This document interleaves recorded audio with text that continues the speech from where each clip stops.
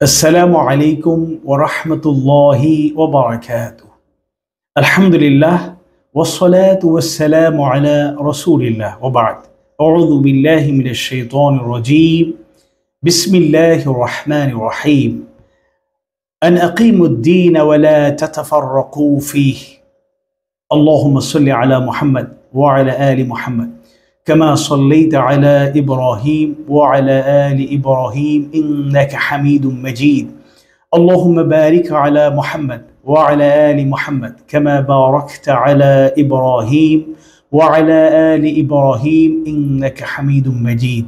ربي زدني علما. رب اشرح لي صدري ويسر لي أمري واحلل عقدة من لساني يفقه قولي. MMTV মুসলিম media কর্তৃক বিষয়ভিত্তিক আলোচনা। আজকের পর্বে বিষয় হচ্ছে দিন প্রতিষ্ঠার কাজ কারা করবে।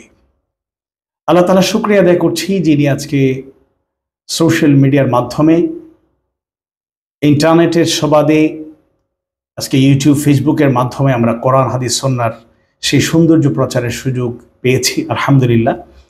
এই সত্য সুন্দরের কাজটি দীর্ঘদিন থেকে যিনি করে যাচ্ছেন আমাদের প্রিয় ভাই হাফেজ আশরাফউদ্দিন, আমি তার উত্তরোত্তর সমৃদ্ধি এবং কল্যাণ সার্বিক মঙ্গল কামনা করছি, তার জন্য দোয়া করছি। আল্লাহ তাআলা দিনের পথে যে ভূমিকা তিনি রেখে যাচ্ছেন আল্লাহ তাআলা তাকে কবুল করুন।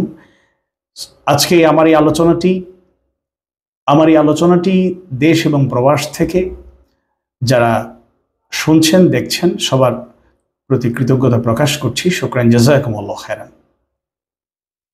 প্রতিটি মুমিন মুমিনা, প্রত্যেক মুসলমানের জন্য দিন প্রতিষ্ঠার কাজ করা ফরজ। আমরা যারা নিজেকে মুসলিম দাবি করি, আমরা যারা মুমিন মুমিনা দাবি করি, বোঝার জন্য আসলে খুব বিশ্লেষণের ব্যাখ্যার প্রয়োজন নেই, কারণ আল্লাহ তাআলার বিধান মানা আমাদের জন্য ফরজ। আল্লাহ যা আদেশ করেছেন তা মানব, যা নিষেধ করেছেন তার থেকে দূরে থাকবো, এটাই হলো আমাদের অপরিহার্য দায়িত্ব। পাশাপাশি আল্লাহ তাআলা হেদায়েতের সেই সৌন্দর্যকে বুঝিয়ে দেওয়ার জন্য যুগে যুগে নবী রাসূল প্রেরণ করেছেন। তারই ধারাবাহিকতায় সর্বশেষ নবী ও রাসূল সাইয়্যিদুল মুরসালিন মুহাম্মদুর রাসূলুল্লাহ সাল্লাল্লাহু আলাইহি ওয়াসাল্লামকে প্রেরণ করেছেন। তিনি আমাদের জন্য উসওয়ায়ে হাসানা। তিনি সুন্দরভাবে আমাদেরকে আল্লাহ তাআলার বিধান কিভাবে মানতে হবে, তার আদেশ কিভাবে পালন করতে হবে, নিষেধ থেকে কিভাবে দূরে থাকতে হবে তা শিখিয়ে গিয়েছেন। সেই হিসাবে রাসূলের উম্মত হিসাবে উসওয়ায়ে হাসানা হিসাবে তার আদর্শকে আমরা অনুসরণ করব, এটাই আমাদের দায়িত্ব। আর আরেকটি বিষয় হচ্ছে যুগে যুগে নবী রাসূলরা যে পথ ধরে সৌন্দর্যমণ্ডিত কাজ করে গিয়েছেন, আনি আবুদুল্লাহ ওয়াজতানিবুত তাগুত, আল্লাহর গোলামির দাওয়াত দিয়ে গিয়েছেন এবং তাগুত থেকে ফেরানোর প্রচেষ্টা চালিয়েছেন, আমরা তাদের উত্তরসূরি হিসেবে সেই কাজটি করব, সেটাও আমাদের জন্য অপরিহার্য। আল উলামা ওয়ারাসাতুল আম্বিয়া, নবীগণের উত্তরসূরি হিসেবে কাজটি করব। এই ব্যাপারে একটা বিভ্রান্তি বা ভুল ধারণা অনেকের মধ্যে আছে যে ওয়ারাসাতুল আম্বিয়া হিসাবে আলেমগণ যাদেরকে বোঝানো হয়, সমাজ মনে করে একটা সার্টিফিকেট অর্জন করলি, কামেল পাশ করলি, দাওরায়ে হাদিস পাশ করলি, কওমি অঙ্গন থেকে বা আলী অঙ্গন থেকে সার্টিফিকেট নিতে পারলেই আলেম। কিন্তু এটা ভুল একটি ধারণা। হ্যাঁ, যারা এরকম নিচ্ছেন তারাও আলেম, নিঃসন্দেহে তারা আলেম হিসেবে নিজেদেরকে তৈরি করছেন। কিন্তু এটা মনে রাখতে হবে, যারাই কোরআনের ইলম অর্জন করবে সেটা বোঝার চেষ্টা করবে, মানার চেষ্টা করবে, প্রচার প্রসার প্রতিষ্ঠায় ভূমিকা পালন করবে, যারা হাদিস সুন্নাহকে আঁকড়ে ধরবে, তার অনুসারী হবে, সেটার প্রচার প্রসার প্রতিষ্ঠায় ভূমিকা পালন করবে, তারাও আলেমদের মধ্যে তারা গণ্য হবে। যদিও তারা স্বাভাবিকভাবে আমরা দেখি তারা কলেজে পড়ছেন, ইউনিভার্সিটিতে পড়ছেন, ডাক্তার হচ্ছেন, ইঞ্জিনিয়ার হচ্ছেন, তারাও যদি কোরআন হাদিস সুন্নাহর ইলম অর্জন করেন, বাস্তবতার আলোকে কোরআন হাদিসকে সুন্নাহকে আঁকড়ে ধরেন, তারাও আলেমদের অন্তর্ভুক্ত হবেন। দিন প্রতিষ্ঠারই কাজ সকল মুসলমানের জন্যই ফরজ, প্রত্যেক মুমিন মুমিনার জন্য ফরজ। অসংখ্য গণিত আয়াতে কারিমা তার পক্ষে প্রমাণ বহন করে, দলিল বহন করে। পাশাপাশি রাসূল সাল্লাল্লাহু আলাইহি ওয়াসাল্লামের হাদিস, রাসূল সাল্লাল্লাহু আলাইহি ওয়াসাল্লামের সুন্নাহ আমাদেরকে সেই প্রেরণা যোগায়, উৎসাহ উদ্দীপনা দেয়, আমাদেরকে সেই শিক্ষা দেয়। আল্লাহ তাআলা সূরা শুরার 13 নম্বর আয়াতে কারিমায় জানিয়ে দিয়েছেন, আউযু বিল্লাহি মিনাশ শাইতানির রাজীম, শারআ লাকুম মিনাদ-দীন মা ওয়াসসা বিহি নূহান ওয়াল্লাযী أوحينا إليك وما وصينا به إبراهيم وموسى وعيسى আন আকিমুদ্দীন ওয়া লা তাতাফাররাকু ফীহি, তিনি তোমাদের জন্য দিন বিধিবদ্ধ করে দিয়েছেন, যে বিষয়ে তিনি নূহকে নির্দেশ দিয়েছিলেন। আর আমি তোমাদের কাছে যে ওহী পাঠিয়েছি এবং ইব্রাহিম, মূসা ও ঈসাকে যে নির্দেশ দিয়েছিলাম তা হলো তোমরা দিন কায়েম করবে এবং এতে বিচ্ছিন্ন হবে না। এই দিন কায়েম নিয়ে অনেক মিশ্র প্রতিক্রিয়া রয়েছে। ইকামতের দিনের ব্যাপারে অনেক মিশ্র প্রতিক্রিয়া, বিভিন্ন নেতিবাচক বক্তব্য। কেউ কেউ এটাকে নির্দিষ্ট দুই একটা ইবাদত, দুই চারটা কাজের মধ্যেই সীমাবদ্ধ রেখেছেন।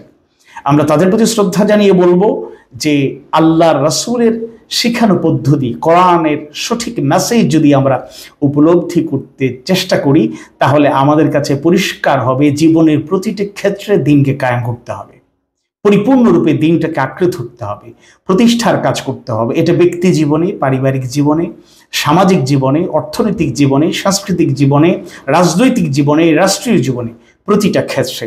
আইন মেনে চলার ক্ষেত্রেও আল্লাহর বিধানকে প্রতিষ্ঠা করা আমাদের জন্য অপরিহার্য একটি দায়িত্ব। আল্লাহ তাআলা সূরা আল মাঈদার 44, 45 এবং 47 নম্বর আয়াতে কারিমায় একই রকমের বক্তব্য তিনি তুলে ধরেছেন। যারা তার নাজিলকৃত বিধান নিয়ে হুকুম বা শাসন করে না, তাদেরকে একটি আয়াতে কাফের, অন্য আয়াতে জালেম, অন্য আয়াতে ফাসিক বলে আল্লাহ তাআলা উল্লেখ করেছেন। ওয়ামান লাম ইয়াহকুম বিমা আনজালাল্লাহু ফাউলাইকা হুমুল যালিমুন, অন্য আয়াতে বলেছেন ফাউলাইকা হুমুল কাফিরুন, অন্য আয়াতে বলেছেন ফাউলাইকা হুমুল ফাসিকুন। অর্থাৎ যারা আল্লাহর বিধানের আলোকে বিচার ফয়সালা করবে না, শাসন করবে না, তারা কাফের, তারা জালেম, তারা ফাসিক। সুতরাং আল্লাহর বিধানকে আইনের ক্ষেত্রে, আদালতে আমাদেরকে প্রতিষ্ঠার জন্য প্রাণান্তকর প্রচেষ্টা চালাতে হবে। সেই মৌলিক জ্ঞান, বেসিক নলেজ প্রত্যেক মুসলমানের রয়েছে। দ্বিতীয় সূরা, সর্ববৃহৎ সূরা, মাদানী সূরা, শ্রেষ্ঠ একটি সূরা, সূরাতুল বাকারা 30 নম্বর আয়াতে কারিমায় মানুষকে প্রেরণের যে উদ্দেশ্য সম্পর্কে আলোচনা করা হয়েছে। আল্লাহ তাআলা বলেছেন, ইন্নী জাইলুন ফিল আরদি খলিফা, নিশ্চয়ই পৃথিবীতে আমি খলিফা পাঠাবো। আবার একই রকম বক্তব্য এসেছে সূরা আনআমের 165 নম্বর আয়াতে কারিমায়। আল্লাহ তাআলা জানিয়ে দিয়েছেন, ওয়াহুয়াল্লাযী জাআলাকুম খালাইফাল আরদ, তিনি তোমাদেরকে পৃথিবীতে খলিফা বানিয়েছেন।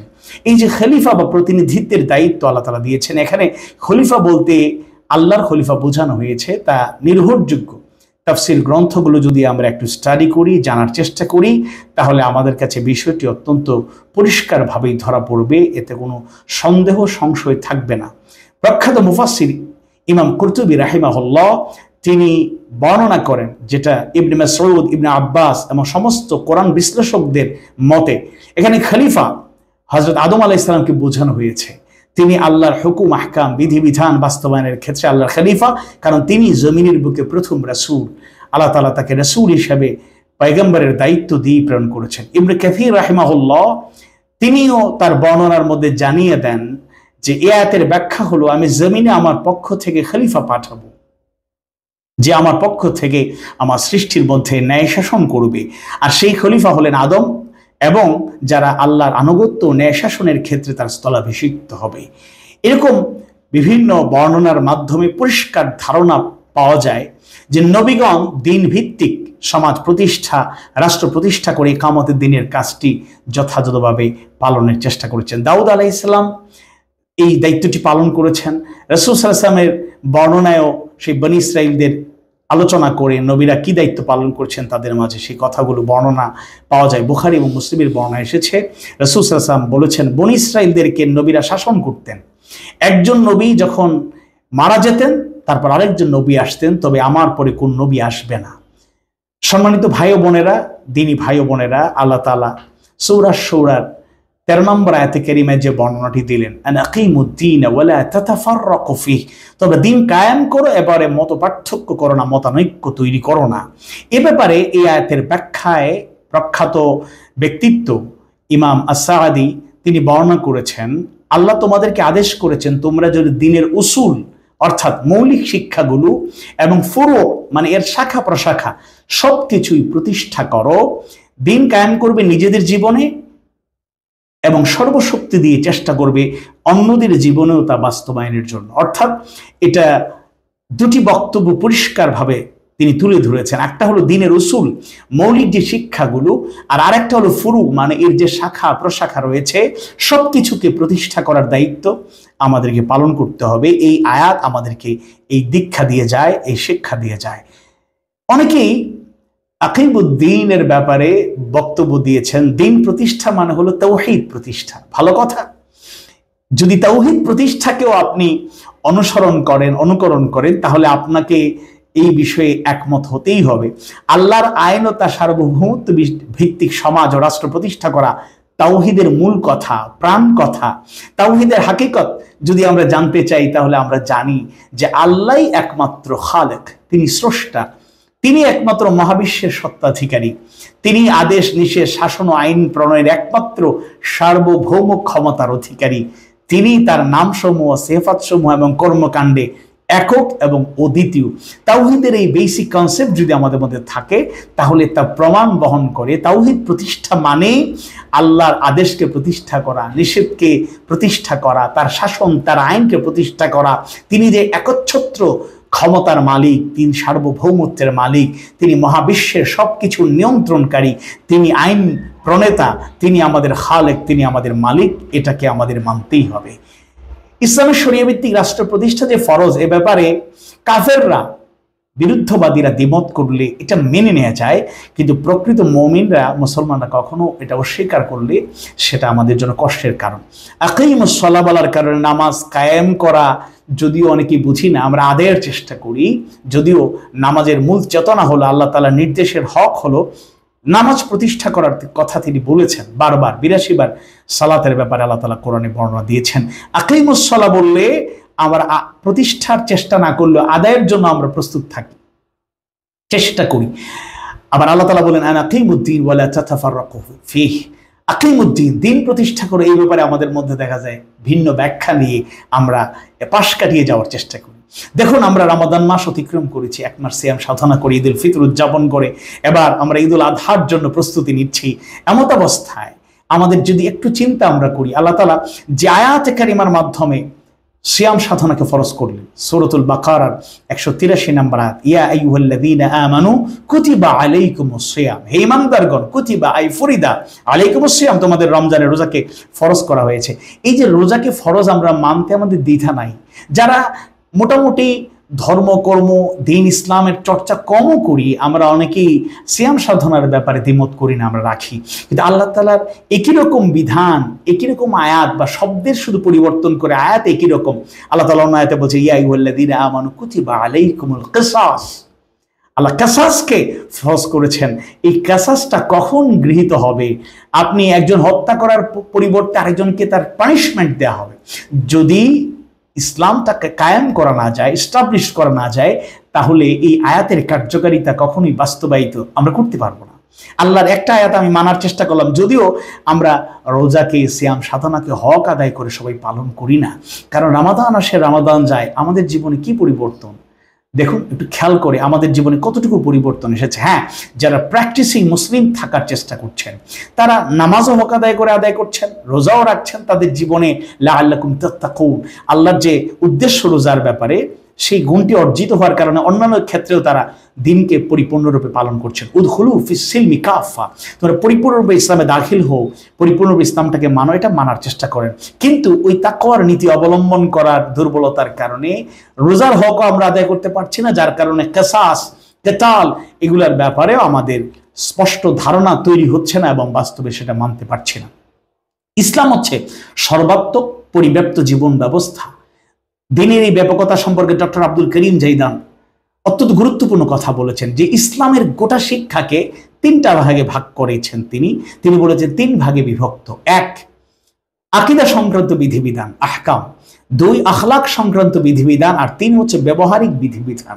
অর্থাৎ ইসলামের গোটা শিক্ষাটাকে 3 ভাগে ভাগ করা যায়। একটা হলো আকীদা গত আহকাম, বিধিবিধান, আরেকটা হলো আখলাক, চরিত্র নৈতিকতা সংক্রান্ত বিধিবিধান, আরেকটা হলো ব্যবহারিক বিধিবিধান।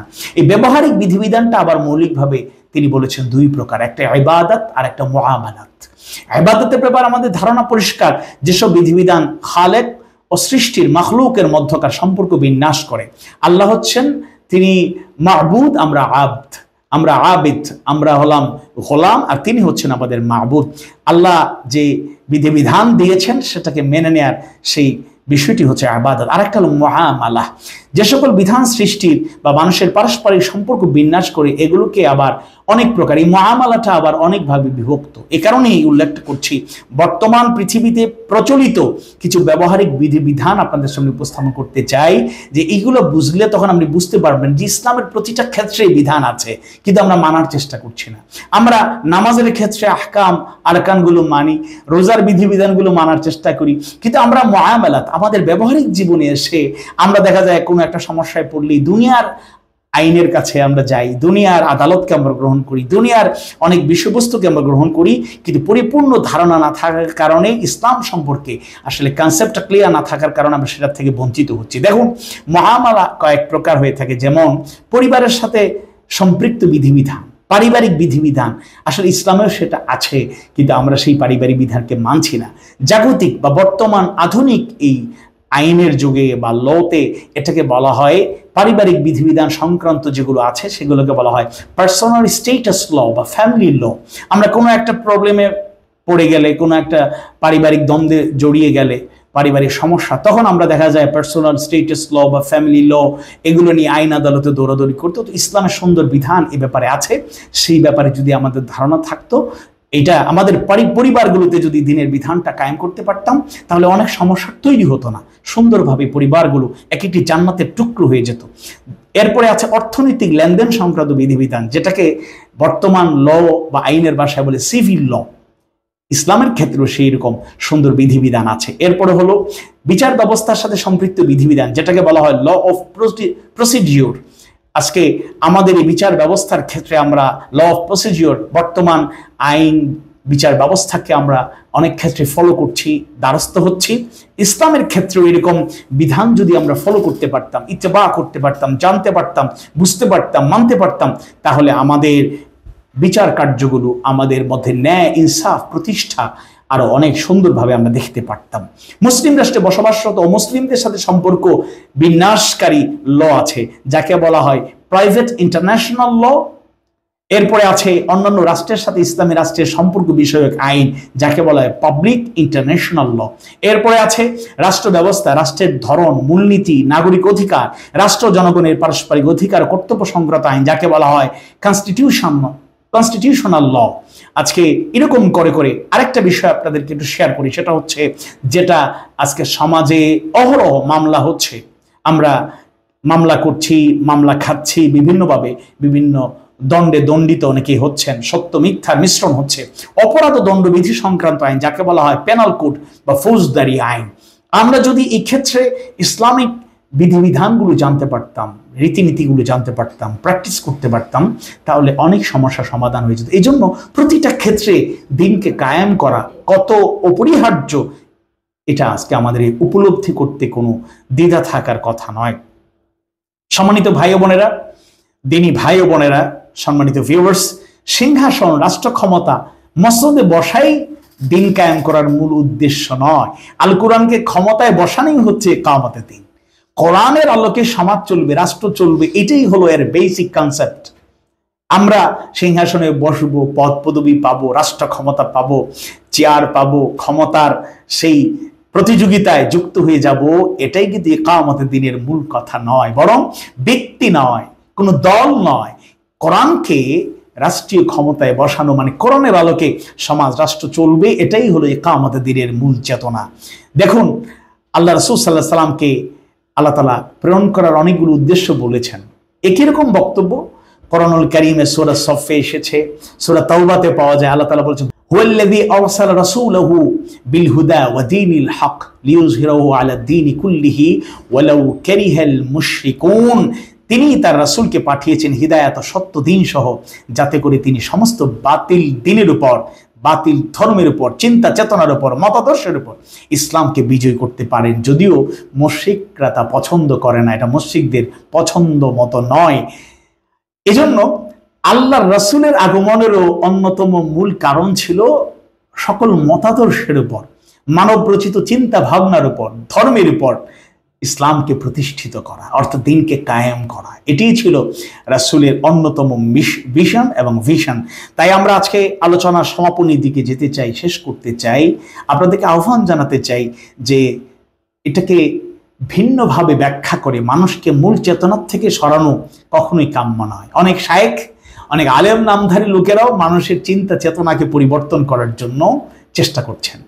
আল্লাহর ওয়াস্তে এটা না করে মানুষকে মূল চেতনার দিকে ফিরিয়ে আনুন, কমপ্লিটলি যেন মানুষ ইসলামটাকে বুঝতে পারে, দিনটাকে উপলব্ধি করতে পারে, দিনটাকে যেন মানতে পারে। ব্যক্তি জীবন থেকে রাষ্ট্রীয় আন্তর্জাতিক পরিমণ্ডলেও যেন ইসলাম প্রতিষ্ঠিত হয়, ইসলামের সুবাতাস, সুন্দর দাওয়াত সব দিকে যেন ছড়িয়ে পড়ে। এজন্য আমাদেরকে ঐক্যবদ্ধ হওয়া উচিত। এখানে ব্যক্তি স্বার্থ, দলের স্বার্থ, আমাদের নিছক সামান্য ঠনকু কোনো চিন্তা স্বার্থকে প্রাধান্য দিয়ে নয়, বরং আল্লাহর বিধানটাকে সব কিছুর উপরে কায়েম করাকেই, দিন কায়েম করাকেই যেন আমরা প্রাধান্য দিতে পারি। তবে এই কথা বলা আমাদের উচিত, সেটা হচ্ছে যারা পাশ কাটিয়ে যাওয়ার চেষ্টা করেন, হয়তো আল্লাহ তাআলাই ভালো জানেন, আল্লাহু আ'লাম, আল্লাহ তাআলাই বেশি জানেন, তারা অন্য কোনো কারণে এটা করছেন কিনা। কারণ হলো দিন কায়েম করার কাজটা সহজ নয়, এই পথ কুসুমাস্তীর্ণ নয়, কণ্টকাকীর্ণ। নবী রাসূলদের জীবনে কঠিন পরীক্ষা দিতে হয়েছে, কঠিন চ্যালেঞ্জ মোকাবেলা করতেছে। বনী ইসরাঈলরাই শত শত নবীকে হত্যা করেছে, শহীদ করেছে। আমরা যে রাসূলকে প্রাণের চেয়েও বেশি ভালোবাসি, আনাস রাদিয়াল্লাহু আনহু قال رسول الله صلى الله عليه وسلم لا يؤمن أحدكم حتى أكون أحب إليه من والده وولده والناس أجمعين। আনাস বিন মালিক রাদিয়াল্লাহু আনহু থেকে বর্ণিত সেই হাদিস সবার জানা। রাসূল সাল্লাল্লাহু আলাইহি ওয়াসাল্লাম বলেছেন, তোমাদের মধ্য থেকে ততক্ষণ পর্যন্ত কেউ মুমিন হতে পারবে না যতক্ষণ আমি তার কাছে তার পিতা, তার সন্তান, এমনকি দুনিয়ার সকল মানুষের চাইতে প্রিয় হব। আল্লাহর রাসূলকে আমরা সবচেয়ে বেশি ভালোবাসি। সূরা তাওবার 24 নম্বর আয়াতটা যদি উপলব্ধি করি তাহলে বুঝতে পারবো আমাদের ভালোবাসার অগ্রাধিকার আমরা কিভাবে দেব। 1 নম্বর, যিনি ভালোবাসার হকদার তিনি আল্লাহ সুবহানাহু ওয়া তাআলা। 2 নম্বরে তার রাসূল বিশ্বনবী মুহাম্মদ রাসূলুল্লাহ সাল্লাল্লাহু আলাইহি ওয়াসাল্লাম। 3 নম্বরে ওয়া জিহাদিন ফি সাবিলি, আল্লাহর পথে জিহাদ, তার পথে জিহাদ। এই অগ্রাধিকারের পরে যত ভালোবাসা, এর পরে আল্লাহ, তার রাসূল, আল্লাহর পথে জিহাদ, আল্লাহর পথে চেষ্টা প্রচেষ্টার পরেই হলো বাকি সব ভালোবাসা। মায়ের ভালোবাসা, বাবার ভালোবাসা, সন্তানের ভালোবাসা, ভাইয়ের ভালোবাসা, বোনের ভালোবাসা, স্বামীর জন্য স্ত্রী, স্ত্রীর জন্য স্বামী, অর্জিত সম্পদ যেটা হালাল, এটা তো নিয়ামত, এটা অনেক বড় নিয়ামত। আমার ব্যবসা বাণিজ্য, এগুলো সব হালাল পন্থায় অর্জিত সবকিছুই এটা লোভনীয়, আকর্ষণীয়, মহব্বতের, ভালোবাসার। কিন্তু আল্লাহ, তার রাসূল এবং আল্লাহর পথে জিহাদের চাইতে, আল্লাহর পথে চলার চাইতে কখনোই এটা গুরুত্বপূর্ণ হতে পারে না। আল্লাহর পথে চলা, দিন প্রতিষ্ঠার কাজ করা অত্যন্ত চ্যালেঞ্জিং। যে রাসূল আমাদের প্রাণের চেয়ে প্রিয়, যে রাসূল আমাদের জন্য উসওয়ায়ে হাসানা, তিনি এই কাজটি করতে গিয়ে তায়েফে রক্ত দিয়েছেন। এই কাজটি করতে গিয়ে তাকে 3 বছর কারাবন্দী থাকতে হয়েছে, সাথে সাহাবায়ে কেরাম কষ্ট করেছে। এই কাজটি করতে গিয়ে, এই মিশন আর ভিশন বাস্তবায়ন করতে উহুদের প্রান্তরে বিশ্বনবী সাইয়্যিদুল মুরসালিন মুহাম্মদ রাসূলুল্লাহ সাল্লাল্লাহু আলাইহি ওয়াসাল্লাম দান মোবারক শহীদ করতে হয়েছে, তাকে রক্তাক্ত হতে হয়েছে, মাথা ফেটে তিনি গর্তে পড়ে গিয়েছে। এই পথ ধরেই আবু বকর সিদ্দিক রাদিয়াল্লাহু আনহু কষ্ট করেছেন, ত্যাগের নজরানা পেশ করেছেন। ওমর রাদিয়াল্লাহু আনহু শাহাদাতের পেয়ালা পান করেছেন, স্যাক্রিফাইস করেছেন। ওসমান বিন আফফান, আলী বিন আবি তালিব রাদিয়াল্লাহু আনহুমা, তারাও দুজন, অর্থাৎ 4 জন খলিফার মধ্যে 3 জনই শাহাদাতের পেয়ালা পান করেছেন। ইয়াসির পরিবারকে কষ্ট করতে হয়েছে, বেলাল রাদিয়াল্লাহু আনহুদের কষ্ট করতে হয়েছে, খাব্বাব বিন আরাত রাদিয়াল্লাহু আনহুদেরকে অনেক ত্যাগ এবং কোরবানির নজরানা পেশ করতে হয়েছে, সুমাইয়া রাদিয়াল্লাহু আনহাকে শাহাদাতের পেয়ালা পান করতে হয়েছে। একটা কথা প্রচলিত, এই কাজটি অনেকেই করছেন, গোটা দুনিয়ায় করছেন, খিদমতে দ্বীন। শুনুন, খিদমতে দ্বীন আর ইকামতে দ্বীনের মধ্যে পার্থক্যটা উপলব্ধি করতে হবে। খিদমতে দ্বীন, এই যে কাজগুলো, এগুলো সবের কাজ, ভালো কাজ, পুণ্য কাজ, কোন কাজ ফরজ, কিন্তু মনে রাখবেন এটাই পরিপূর্ণ ইসলাম নয়। আবার ইকামতে দ্বীন এমন একটি কাজ যেটার মধ্যে খিদমতে দ্বীন সংযুক্ত, আর ইকামতে দ্বীনের মাধ্যমে পরিপূর্ণরূপে ইসলামটাকে চর্চা করা হয়, ইসলামটাকে প্রতিষ্ঠার চেষ্টা করা হয়।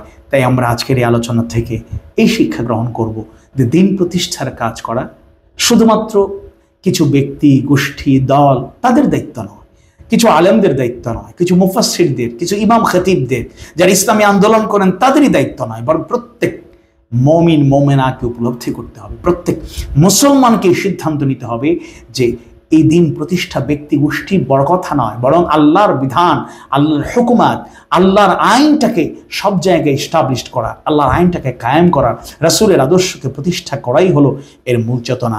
তাই আসুন আমরা যেন এটাকে অপরিহার্য ফরজ মনে করেই আমরা যেভাবে সালাতের ব্যাপারে যত্নশীল, সিয়াম সাধনার ব্যাপারে যত্নশীল। বাইতুল্লাহে অধিকাংশ লোকেরা এখন চলে গিয়েছেন, লক্ষ লক্ষ মানুষ, 35-40 লক্ষ মানুষ প্রতি বছর হজ করার চেষ্টা করেন। আল্লাহকে ডাকেনি হজ করার যে বিধান, যে চেতনাটা আমরা লালন করছি, যাকাত দেওয়ার যে প্রচেষ্টাটা আমাদের মধ্যে আছে, দিন কায়েমের প্রচেষ্টাও যেন সেভাবেই গুরুত্ব পায়, বরং এর মধ্যেই সব কিছু আছে, এই চিন্তা চেতনা যেন আমরা লালন করতে পারি। কথাবার্তা ভুল ত্রুটি হলে আল্লাহ তাআলা ক্ষমা করুন, আপনারা ক্ষমা সুন্দর দৃষ্টিতে দেখবেন। আর শিক্ষণীয় যে কথাগুলো বলার চেষ্টা করেছি, আল্লাহ তাআলা আমাকে আমাদেরকে সেই কথার আলোকে পথ চলার চেষ্টা প্রচেষ্টা অব্যাহত রাখার তৌফিক দিন। আবা তৌফিক ইল্লা বিল্লাহ। ওয়াসসালামু আলাইকুম ওয়া রাহমাতুল্লাহি ওয়া বারাকাতুহু।